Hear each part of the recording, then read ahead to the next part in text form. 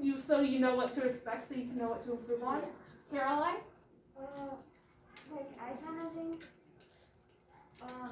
we make them both days because if you want to find out your mistakes, you want to look at the picture again and find out your mistakes, and then Yeah.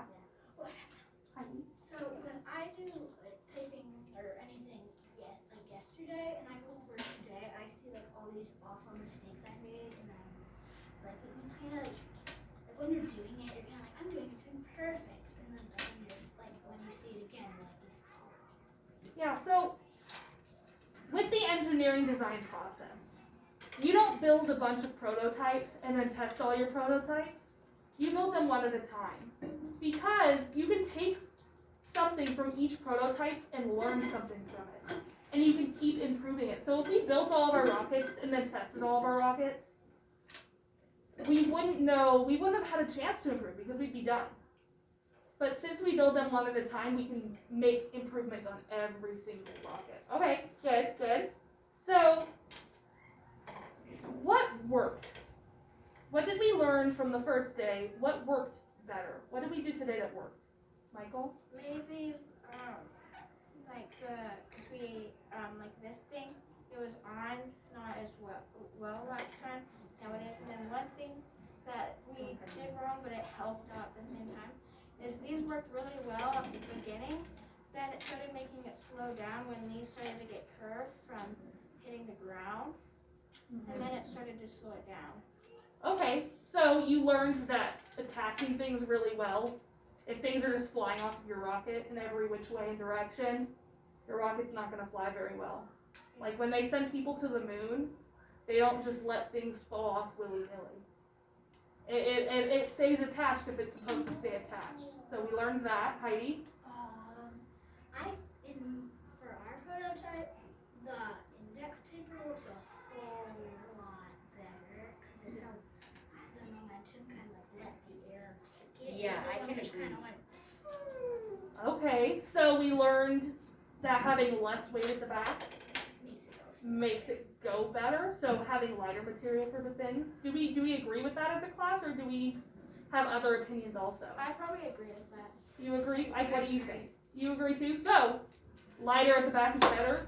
Class consensus? Okay, that's good to know. I feel like it's also better to have some weight at the end. So when it's going down, it has some weight to like kind of it's not always good to make things really light. Like a piece of paper won't be thrown very far, but add some weight to that. Throw it like 3 times harder. Or especially if there's lightness in the back, but it's heavy in the front. Then it'll go a lot further. Okay. Except you still want it to be medium weight in the back if you just have the back like So balance is important? balance. Except I think the back should be a little lighter one because also if you make the front light, you don't want all the force coming from the back because that's just gonna, it could. So I have a question for you. We talked about all these principles. We talked about drag, momentum, and stability. Which one does balance play into the most, do you think? Momentum. Momentum, why do you think that? Well, because if you have something going from the front, it's kind of like, if you think about throwing, like, if I were to throw this, that's how far it goes, but if I'm going to throw the pencil, I can easily get it over there that way. Yeah. So it is important to have it at the front. Does anyone else have another idea? What else does it affect? Heidi? I think it's stability. Stability. Because like you kind of need to stay just like what I did, like the paper, it's just flat, so it'll just go. This one has a little bit more stability of like the shape.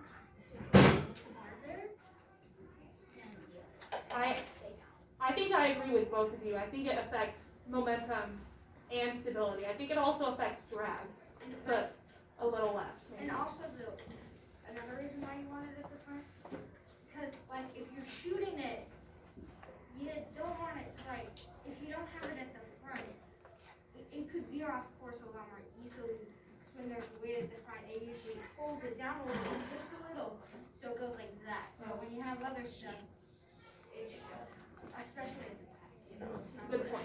Okay, we have 3 more questions to talk about. It's okay, honey.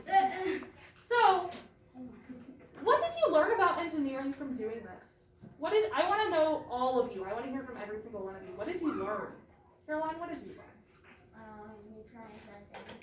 Yeah, you have to keep trying. It's not an easy process. Being patient matters. Patience matters.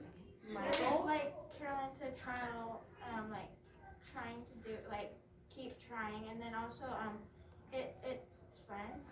It is fun. It's fun and it takes a lot of work. Cooper? Take your time. Yes, Take your time.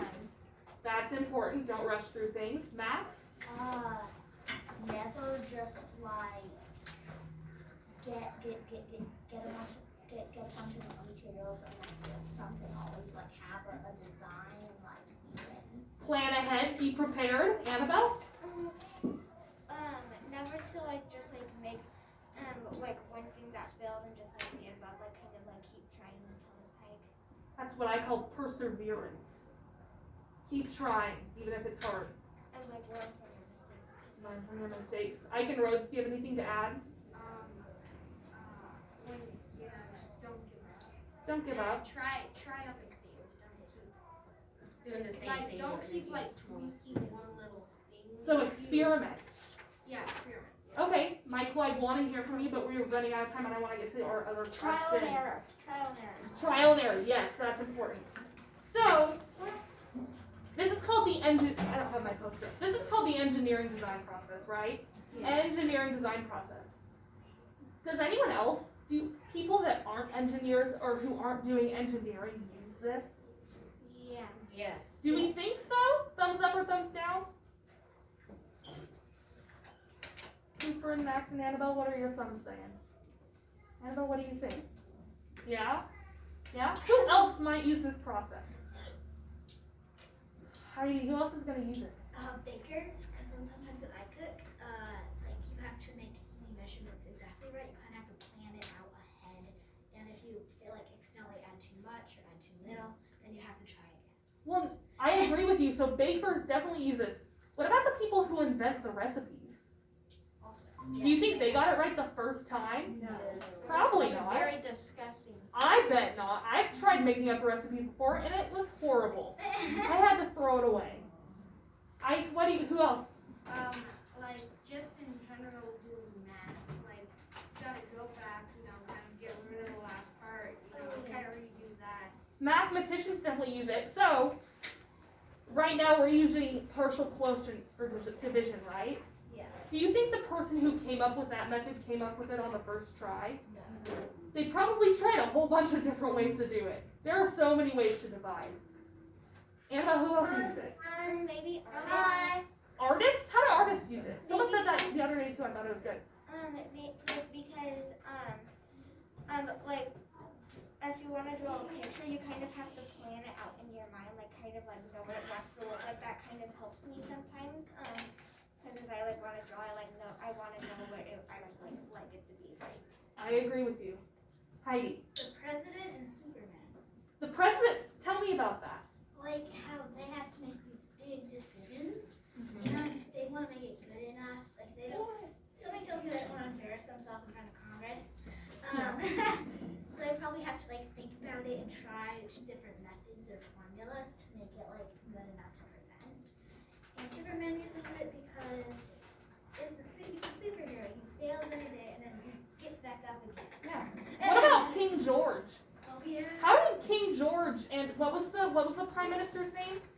George Grenville. George Grenville. Did he use the engineering design process? Michael? Well, how he used it is like when he first did the Sugar Act, and then that didn't work. He did the Stamp Act, that didn't work, and so on. And he just kept trying stuff until it worked. Yeah, so his problem was, I want money from these colonists. And he kept trying new things. But it never worked. It didn't turn out well for him. Yeah,